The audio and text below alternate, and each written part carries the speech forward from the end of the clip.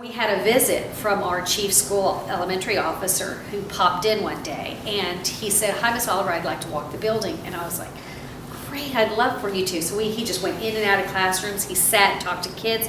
He watched the kids in the classroom. He came back and he said, "Wow," he said, what is it that you're doing here?" He said, I feel, he said, "I can't tell you this feeling that's come over me here." He said, it just feels so warm here." He said, "I don't think I saw one discipline problem in this building." I just briefly told him a little bit about what we use here that I think has made the difference. Yes, our academic scores are off the charts, but it's because the kids feel so safe here.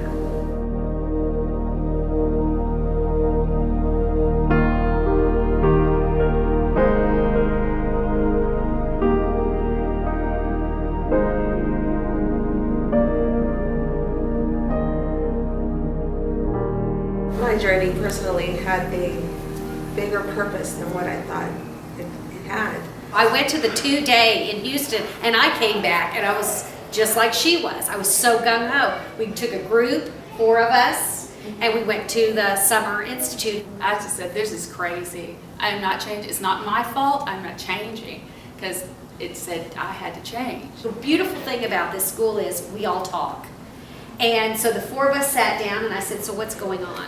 Why isn't everybody as excited as we are?" I remember Rosie came back fired and she's like, "We have to do this, there's a better way, and we have to change this, and we have to change that, and take your conduct chart out." I was like, okay. We've been to training, they haven't. So that's when we knew our journey has started, but theirs hasn't. So from that, we decided we're gonna we will model it.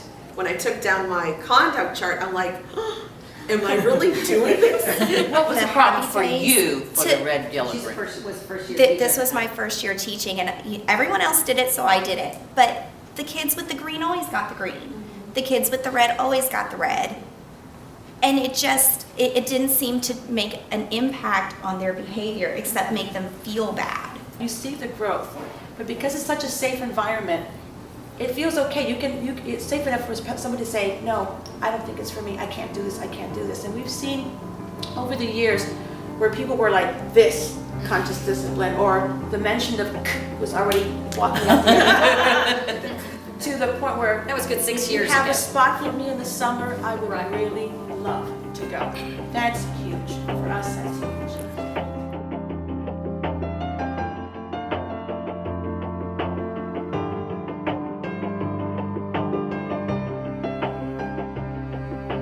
When I first went to see you in Florida with my colleagues, and it was awesome just being in the room. It felt so safe. Everything that you were saying, it's like, wow, we can do this. And it changed me completely, and it sold me, because instead of having this tightness in my chest when I left every day, because I was so frustrated with everything that was going on, I now had a tool to calm myself. When I start breathing, Santiago starts breathing with me immediately. He just, Conscious discipline has been a priceless tool, not just here at school, but also at home. Once that love connection, that real love is given to that child, he knows it. He knows it and he wants it from you. To be able to learn how to just do away with stress, and just gives me more confidence, basically. And what's so beautiful about it is when you see the children actually doing them. You talk about use your big voice. Well, how do I use my big voice? You explain to them how to use it. and I can hear them, breathing, and then I hear one of them, "I don't like it when you do that, stop." And they solve their conflict. And that's amazing to me. It's amazing. It's never about what other people can do. It's about what can we do to help our children. That, I think, has been by far the huge growth of what's been most visible in our school building, in our school family. I get that question a lot. Well, yes, Miss Oliver, you're doing all these wonderful things, but what happens to those children when they leave you? And I keep hearing stories that keep coming back to me. And our kids are recruited. I mean, I know that sounds funny, they're going to kindergarten, but they're recruited by the elementary schools. We just had a recruitment where we had, what was it, about 10 elementary schools come to recruit our kids because they said their self-regulation is amazing. The way they know how to handle themselves. They said when they start school, you can pick a funniest child out in a classroom. You are empowering the children to be able to resolve their problems and the conflicts on their own. And this is going to help forever.